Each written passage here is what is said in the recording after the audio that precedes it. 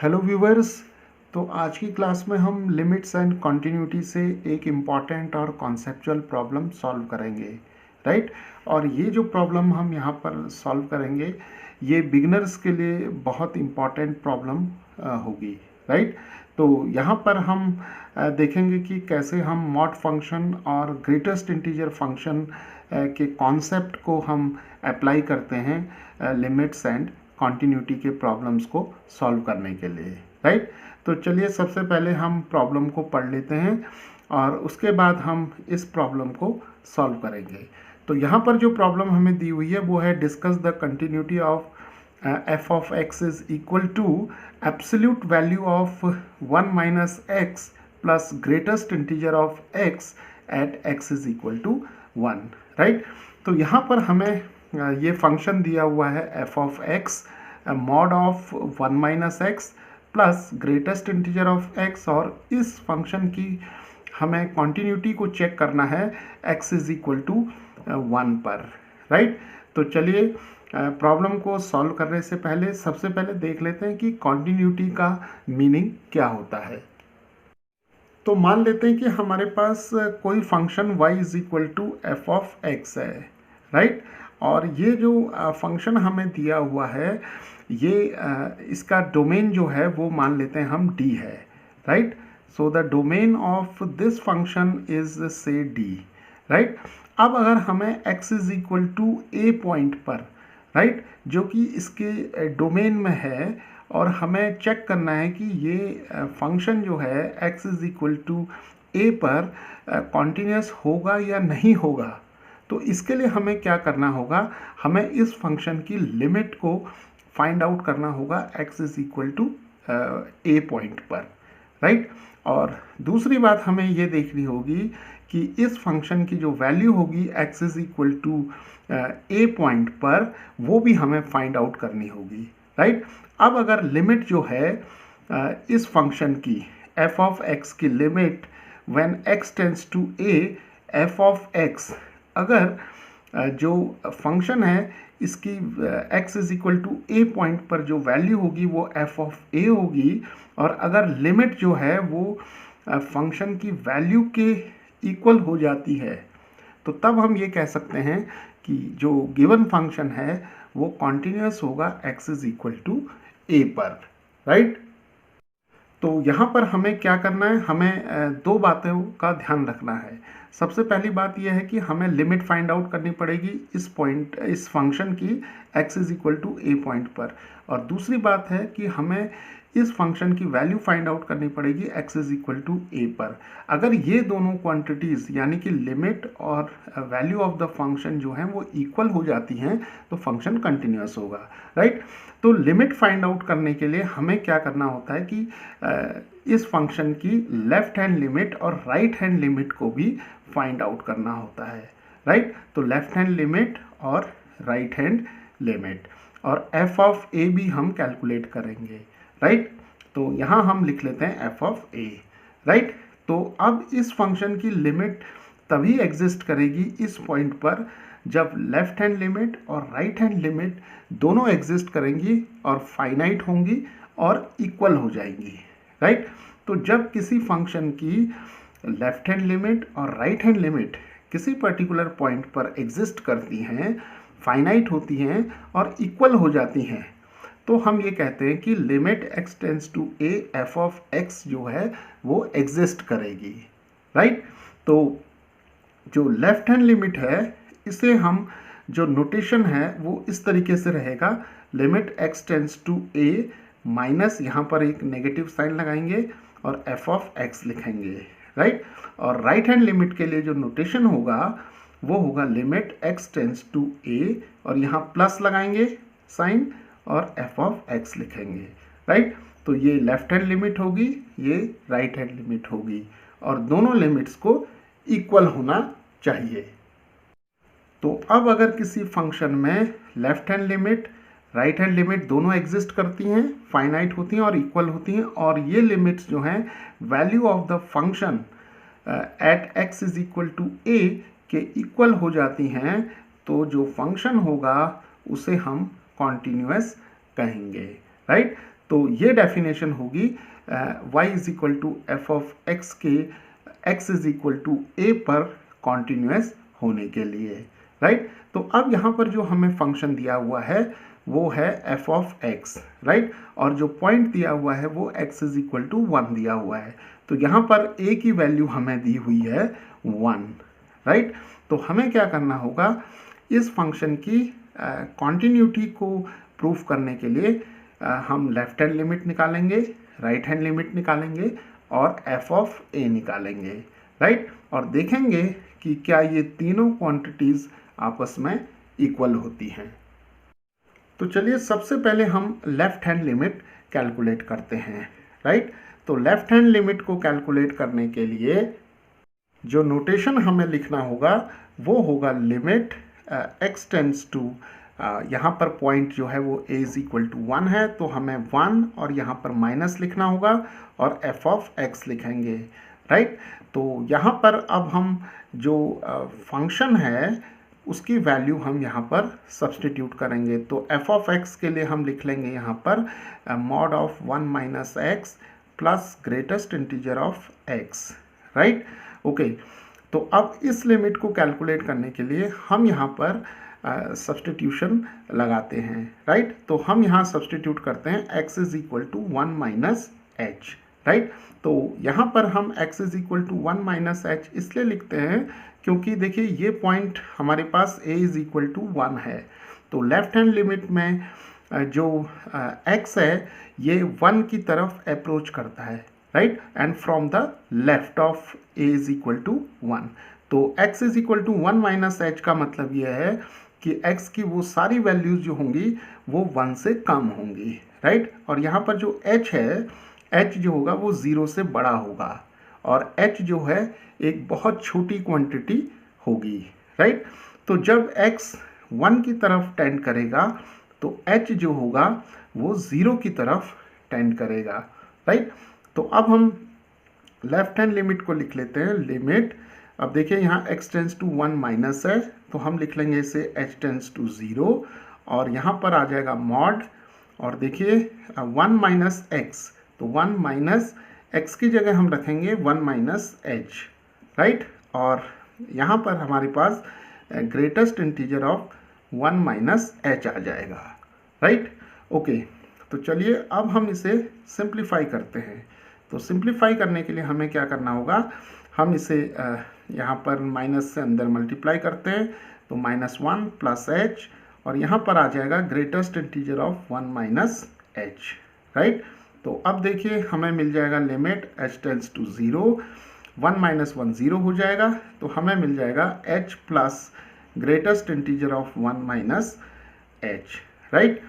तो यहाँ पर अब हमें जो greatest integer of 1 minus h है इसकी वैल्यू हमें असाइन करनी होगी, राइट। तो देखिए 1 माइनस एच जो होगा ये हमेशा 1 से छोटा होगा, राइट, बिकॉज h जो है वो ग्रेटर देन 0 है।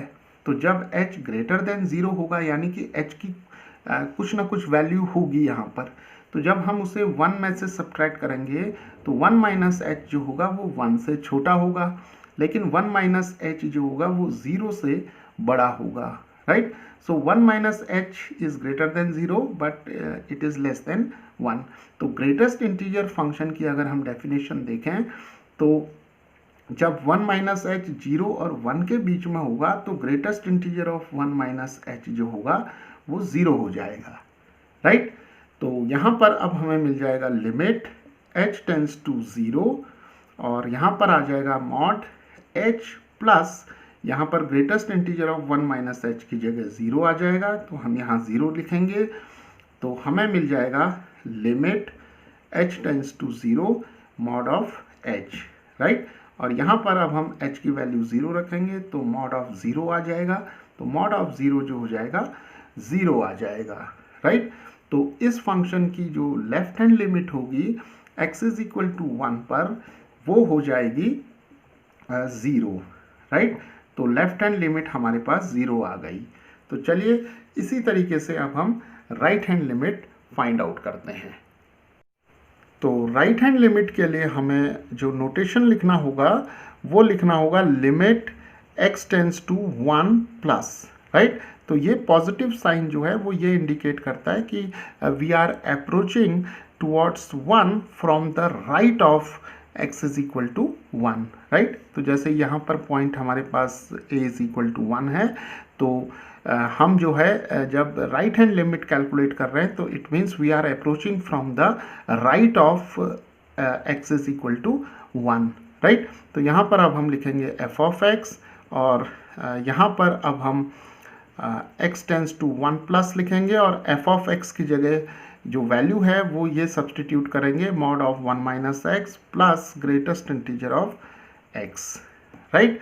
ओके, तो अब हम एक बार फिर से यहाँ पर सब्सटीट्यूशन लगाएंगे, तो x इज इक्वल टू, अब हम यहाँ रखेंगे 1 प्लस एच, राइट। तो x is equal to 1 plus h हमने इसलिए रखा क्योंकि हम जो है a इज इक्वल टू 1 या x इज इक्वल टू 1 के राइट से अप्रोच कर रहे हैं, और जब हम राइट से अप्रोच करेंगे तो ये सारी वैल्यूज़ जो होंगी यहाँ पर ये 1 से बड़ी होंगी, राइट। तो जब x 1 की तरफ टेंड करेगा तो h जो होगा वो 0 की तरफ टेंड करेगा, राइट। तो अब हम यहाँ पर लिख सकते हैं right hand limit RHL is equal to limit h tends to 0। तो x टेंड्स टू 1 प्लस के लिए अब हमारे पास आ जाएगा h टेंड्स टू 0। तो यहाँ पर आ जाएगा मॉड 1 माइनस, और x की जगह रखेंगे हम 1 plus H plus greatest integer of 1 plus h, right. और यहाँ पर ये मॉड का साइन आ जाएगा, राइट। तो चलिए इसे अब हम थोड़ा सिंप्लीफाई करते हैं। तो लिमिट h टेंड्स टू 0, तो यहाँ पर आ जाएगा हमारे पास 1 minus h plus greatest integer of 1 plus H, और इसे सिंप्लीफाई करने पर हमें मिलेगा mod of minus h plus greatest integer of 1 plus H, और यहाँ मॉड का साइन आ जाएगा, राइट। तो अब देखिए यहाँ पर फिर हमें greatest integer of 1 plus h की वैल्यू असाइन करनी होगी। तो इसके लिए देखिए हम फिर से वही आर्ग्यूमेंट यहाँ पर रखेंगे कि जो 1 प्लस एच है, क्योंकि h जो है वो 0 से बड़ा है, तो जब 1 में ऐड करेंगे हम h को, तो 1 प्लस एच जो होगा वो 1 से बड़ा होगा, राइट, लेकिन 2 से छोटा होगा। तो ग्रेटेस्ट इंटीजर जो फंक्शन है उसकी डेफिनेशन से greatest integer of 1 plus h is equal to 1 when 1 plus h lies between 1 and 2, right. तो देखिए इसे हम लिख सकते हैं limit h tends to 0 mod of minus h यहाँ पर आ जाएगा प्लस, और greatest integer of 1 plus h की जगह हम 1 लिख लेंगे, राइट। तो इसे हम यहाँ पर लिख लेते हैं। तो limit h tends to 0 mod of minus h plus 1। तो अब हम यहाँ पर 0 रख लेते हैं h की वैल्यू, तो माइनस 0 प्लस 1, तो ये आ जाएगा मॉड ऑफ 1, तो मॉड ऑफ 1 इज 1, राइट। तो जो राइट हैंड लिमिट है इस फंक्शन की वो हमें मिल जाएगी 1, राइट। तो अब हम यहाँ देख सकते हैं कि जो लेफ्ट हैंड लिमिट है वो 0 है, और राइट हैंड लिमिट जो है वो 1 है। तो अब देखिए हमने यहाँ पर लेफ्ट हैंड लिमिट और राइट हैंड लिमिट की वैल्यू फाइंड आउट कर ली है हमने यहाँ पर। तो अब हम f ऑफ a की वैल्यू फाइंड आउट करेंगे। तो f ऑफ a आ जाएगा हमारे पास f ऑफ 1, राइट। तो f ऑफ a का मतलब है कि हमें इस फंक्शन की value at a is equal to 1 find out करनी है। तो f ऑफ 1 आ जाएगा मॉड ऑफ 1 माइनस 1, x की जगह यहाँ पर हम 1 रखेंगे प्लस ग्रेटेस्ट इंटीजर ऑफ 1, और ये हो जाएगा हमारे पास 1 माइनस 1 0, और ग्रेटेस्ट इंटीजर फंक्शन की डेफिनेशन से हम जानते हैं कि अगर ग्रेटेस्ट इंटीजर के जो सिंबल होता है इसके अंदर अगर इंटीजर होता है तो उसकी वैल्यू वही इंटीजर होगी, राइट। तो ग्रेटेस्ट इंटीजर ऑफ 1 जो होगा वो 1 ही होगा यहाँ पर। तो ये मिल जाएगा हमें मॉड ऑफ 1, तो मॉड ऑफ 1 जो हो जाएगा वो 1 हो जाएगा, राइट। तो f ऑफ a जो है यानी कि f ऑफ 1 जो है वो हमें 1 मिल गया, राइट। तो अब देखिए हम यहाँ से क्या कंक्लूजन ड्रॉ कर सकते हैं, राइट। तो देखिए जो लेफ्ट हैंड लिमिट है वो 0 है, right. Left hand limit is 0, और 0 जो है वो फाइनाइट है, राइट। तो ये फाइनाइट है, यानी कि जो लेफ्ट हैंड लिमिट है x इज इक्वल टू 1 पर वो एग्जिस्ट करती है, right. So it is finite and it exist.